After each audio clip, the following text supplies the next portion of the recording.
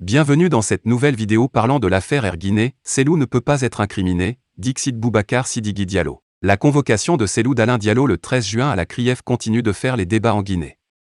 Toutefois, l'ex-député Boubacar Sidiki Diallo est persuadé quant à lui, que le leader de l'UFDG est blanc comme neige dans cette affaire de la vente des avions de la compagnie Air Guinée dont il fait l'objet de vives critiques. À en croire le président de l'UMP, Cellou Dalein Diallo est poursuivi dans le juste but de ternir son image. Dans cette histoire d'Eladj Cellou, les gens créent beaucoup d'amalgames.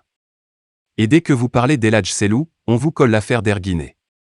Mais, que ce soit très clair, si c'est pour l'affaire Air Guinée telle que c'est dépeint, je suis convaincu que Eladj Cellou Dalein est innocent, il ne peut pas être incriminé.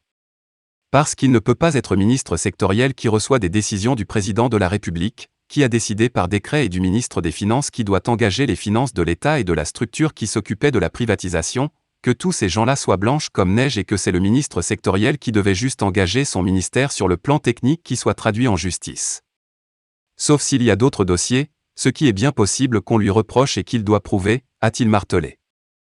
Toutefois, la convocation de l'ancien Premier ministre coïncide avec sa tournée aux USA-Canada.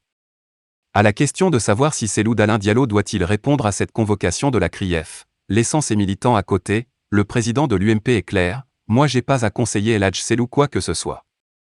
Il a plus d'expérience de la gestion que moi. Il connaît ce pays et il sait ce qu'il a fait et ce qu'il n'a pas fait. C'est à lui d'avoir le libre cours de réfléchir. Est-ce que j'avais fait quelque chose qui peut me rattraper? Dans ce cas, il tire la conclusion.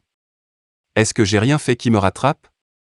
Alors dans ce cas, il peut demander à son conseiller juridique qui le défend bien, de lui dire en pareil cas, qu'est-ce qu'il doit faire, a-t-il conclu.